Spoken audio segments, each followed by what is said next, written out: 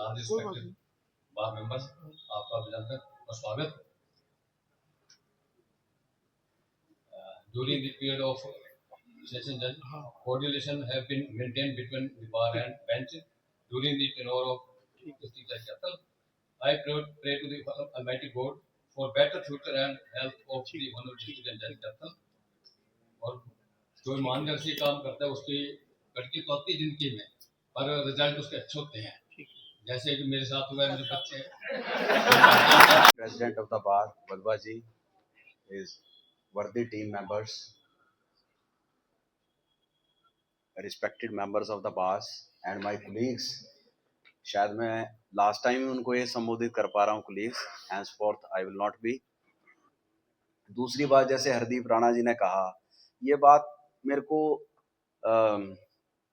जो मुझे सिखाई गई है वो ये थी बेसिकली, जिससे मैं उनको रिकग्नाइज भी करता था जब वो दूसरी बार में मैं काम कर रहा होता था, कि एक जो एडवोकेट हैं उनको आपने रिकग्नाइज करना है, जहां भी वो पेश होते हैं they are bound to be recognised.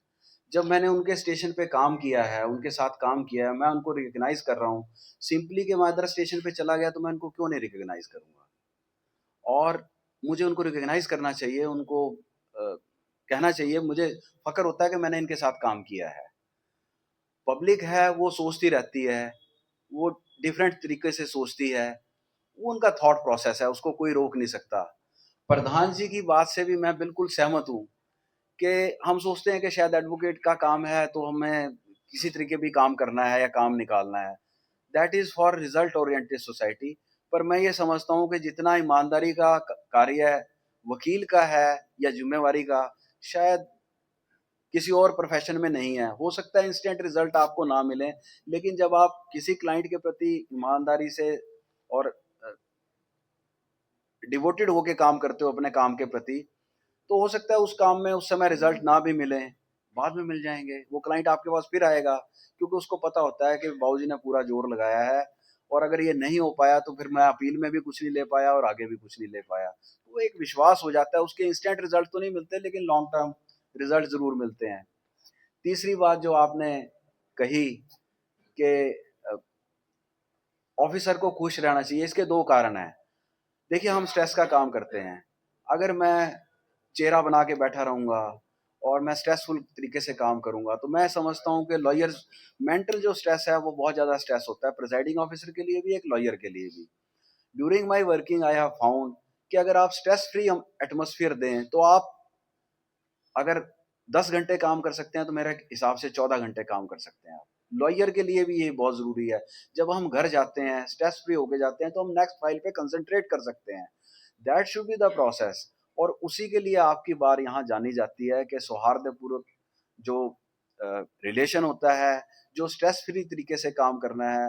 Result आपको भी पता होता है, सभी को पता होता है। प्रिजाइडिंग ऑफिसर का ये है, मेरे को जब मैं आया था सर्विस में तो ये सिखाया था कि फैसला आप जो मर्जी कीजिए, आपने अगर लाइफ इम्प्रिजनमेंट भी करनी है तो हंसते हुए कर दीजिए, कोई फर्क नहीं है उसमें, क्योंकि आप अपनी ड्यूटी कर रहे हैं। बेसिकली अगर मैं किसी चीज़ के लिए कन्विंस्ड हूँ, चाहे मैं डिग्री कर रहा हूँ, चाहे मैं अपील एक्सेप्ट कर रहा हूँ, चाहे मैं डिसमिस कर रहा हूँ, तो अगर मैं हंस के करता हूँ तो वो और भी अच्छी बात है। मुंह बना के करूँगा तो मुझे नहीं लगता कि उसका कोई मेरे काम के प्रति भी अच्छा रहेगा या उससे कोई फ्रूटफुल इम्पैक्ट भी पड़ेगा। मैं अभी भी ये समझता हूँ कि अगर किसी जज से फैसला गलत हो जाता है तो ठीक होने के उसके दो फॉर्म हैं। फर्स्ट अपीलेट कोर्ट है, सेकंड अपीलेट कोर्ट है, और ऑनरेबल सुप्रीम कोर्ट भी है। तो लेकिन डिले मत कीजिए, डिले से सोसाइटी को ज़्यादा नुकसान होता है। तो ये जो सारी बात थी, ये तो मैंने बाय द वे कही आपसे इंटरेक्ट करने के लिए। सिर्फ मैं इतना बताना चाह रहा था कि जो जज होते हैं वो भी एक आम आदमी की तरह जज ही होता है। मैं इनिशियली जज इसलिए बना कि मुझे लगा कि जब मैं कोर्ट में कुछ अपीयर हुआ कि नहीं प्रिजाइडिंग ऑफिसर्स के, तो मुझे लगा कि यार इनका एटीट्यूड ठीक नहीं है, ये आम पब्लिक को, आम उसको उस तरीके से बात नहीं करते जैसे करनी चाहिए। पर अब मुझे ये लगता है कि वो एक इंडिविजुअल एटीट्यूड होता है जब आप चेयर के ऊपर बैठते हो। वो प्लस माइनस किसी का भी हो सकता है, लेकिन at the end of the day जजेस भी आपकी तरह ही ह्यूमन बीइंग हैं और वो सारी चीजें फील करते हैं जो एक आम इंसान फील करता है।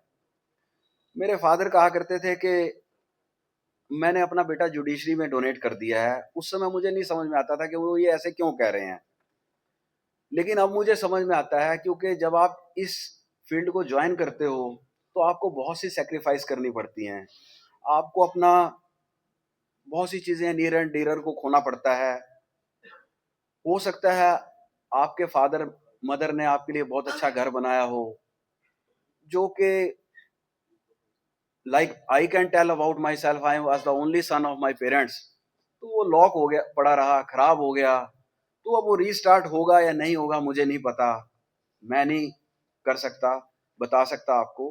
लेकिन इतना जरूर है कि जज का काम सोसाइटी को देना ज्यादा है, लेने का काम नहीं है। उसको देने में उसको अपना प्राइम टाइम देना पड़ता है, सोसाइटी को प्राइम यूथ देना पड़ता है, प्राइम हेल्थ देनी पड़ती है। जब वो सब कुछ कर सकता है, उसको घंटों बैठ के फाइलें देखनी होती हैं और अपने प्राइम रिलेशंस को भी कई बार सेक्रीफाइस करना पड़ता है, चाहे वो बच्चों से के प्रति हो, वाइफ के प्रति हो, रिश्तेदारों के प्रति हो। जो वो उनसे रूटीन की लाइफ में मेल जोल कर सकता है वो शायद नहीं कर सकता, क्योंकि उसको छुट्टी लेनी पड़ती है, उसको और बहुत सी चीजों के साथ वो बंधा होता है, कई बार वो चीजें नहीं हो पाती हैं।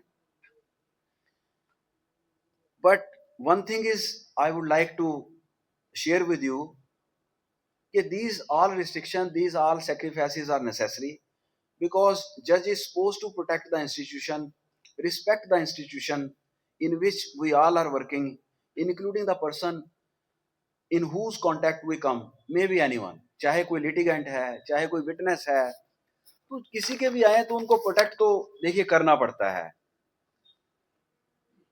मैं सोचता हूं कि मैं पहले भी अपने आप को आम आदमी समझता था, कई बार इनकॉग्निटो मैं पब्लिक में चला भी जाता था देखने के लिए कि कैसा है, कैसा चेंज आया है।